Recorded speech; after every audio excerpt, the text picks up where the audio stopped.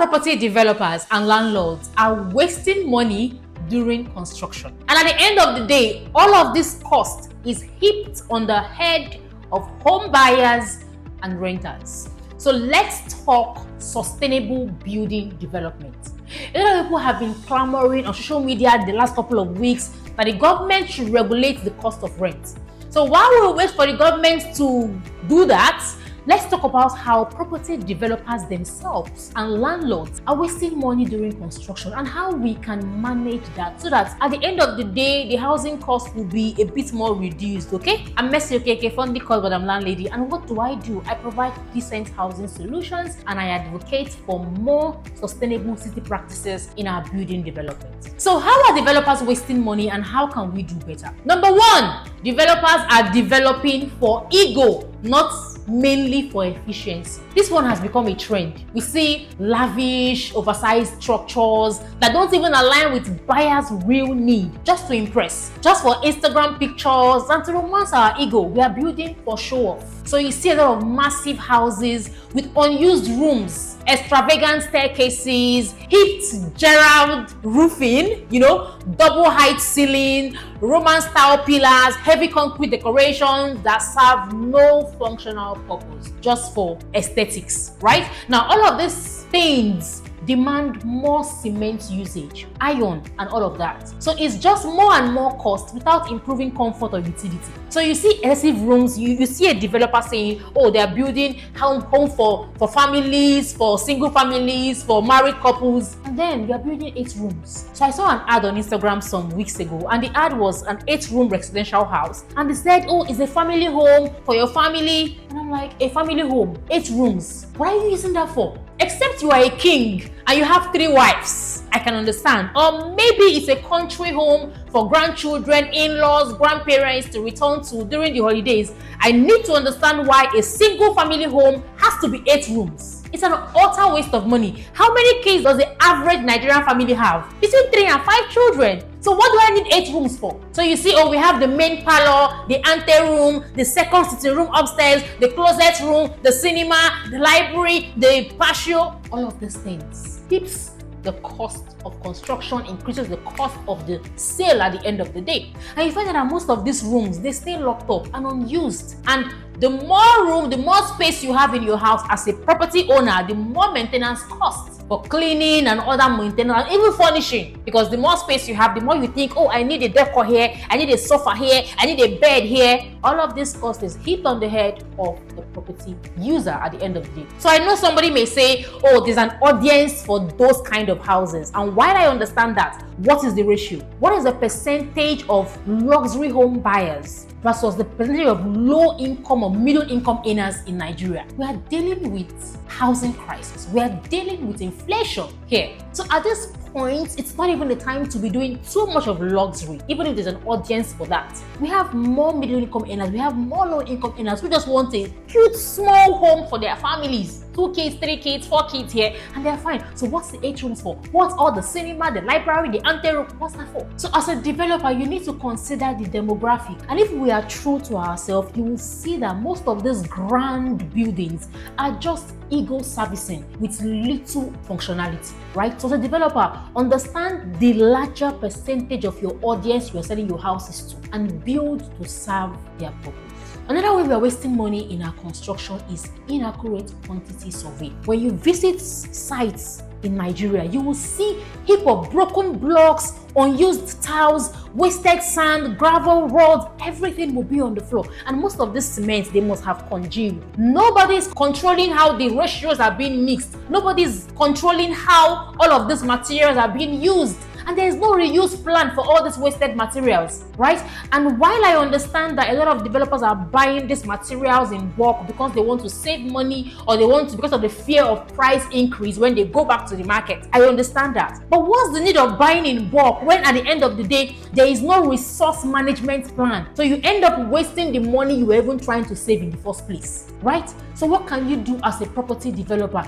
Engage certified quantity surveyors from the start of your project. A QS will provide you a detailed bill of quantities for every stage of your construction process. Another thing you also want to do is to train site supervisors on material management. There should be somebody that should be held accountable to how materials are being used on site, and there should be consequences for misuse or loss. All right. So as a developer, do your own part to eliminate waste to the barest minimum, so that when you are about to sell your property or rent your property, you don't heap unnecessary costs on the head of the end users. They don't have to bear the brunt for your own mistake, for your own inability to manage resources. Sadly, we are in a country where there is no disciplinary body that holds you responsible to be resourceful.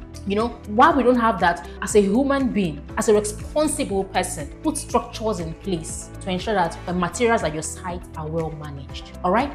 Now, number 3, how are developers wasting money during construction? We are installing too many energy-consuming appliances. So you see developers build homes and there's almost no thought given to energy efficiency. So you see light on the staircase, light on the POP, light on the wall, light on the chandelier, light is everywhere. Then you now add the main important energy consuming appliances like the heater, the air conditioner, the refrigerator, and all of that. Even if you have to install all of those lights for security purpose, what about solar panels? What about using LED bulbs?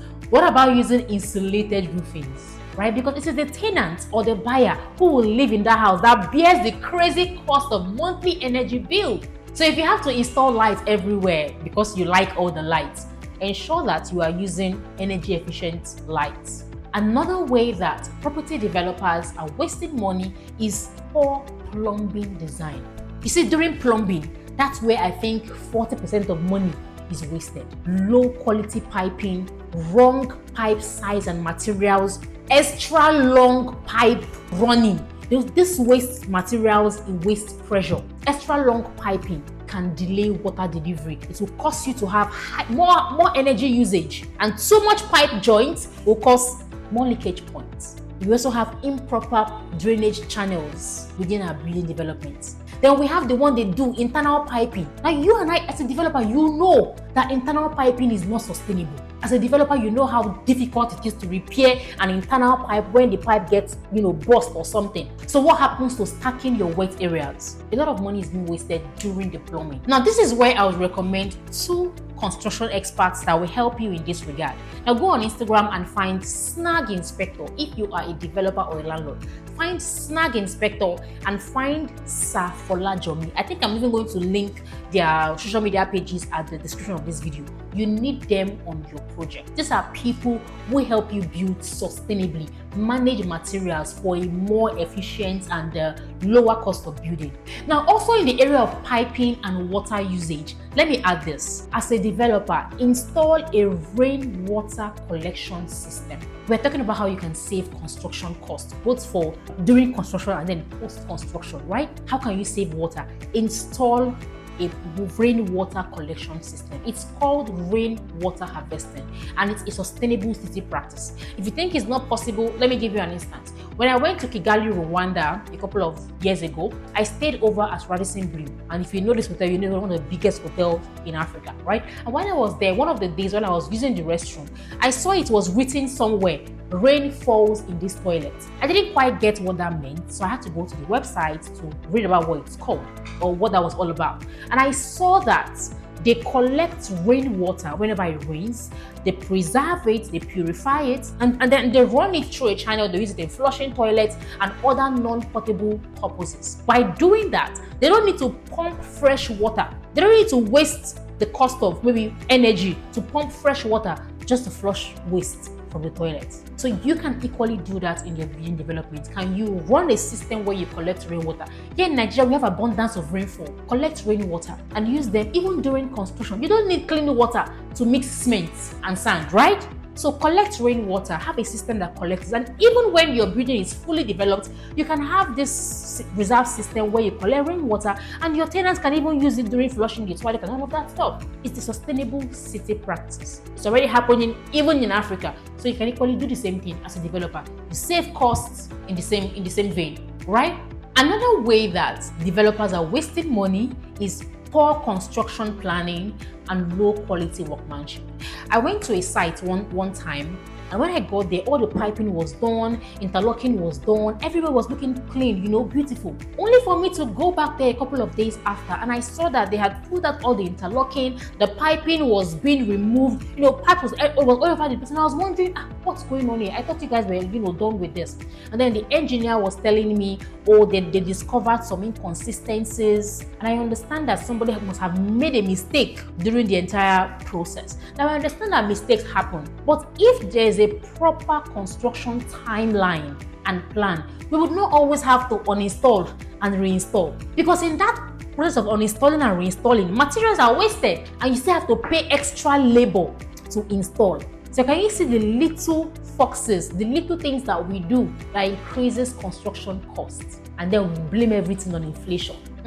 We are also contributing to the increase in price.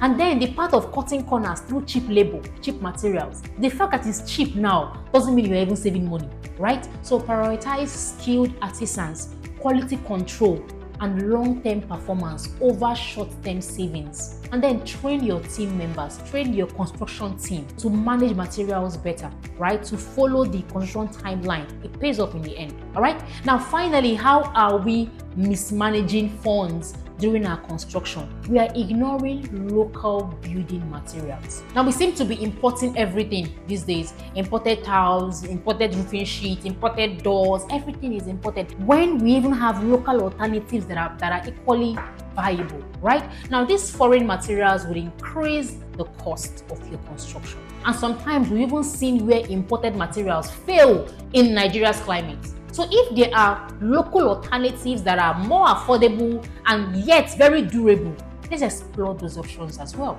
All right. The goal is for us to reduce construction costs so that the cost of sale or rent at the end of the day can equally be reduced for the end users. So if we have to do this, we must stop wasting money in this design and our construction processes, right? So I've talked about 5 to 6 different ways we are wasting money. So if you are a developer, you want to sit down with your team members, your architects, your QS, and every single person in your team, and you all can talk about how you can work around this to reduce your construction costs, right? I hope that this made sense to you. I hope that you are going to take this very seriously, because it's crazy out there. If you have the best interest of the end users, your clients, your tenants at heart, you would work on this, right? You would work on this. We keep saying, we're entrepreneurs, we're building Africa, we're building Nigeria. These are the small things that matter in your building Nigeria, in your building Africa.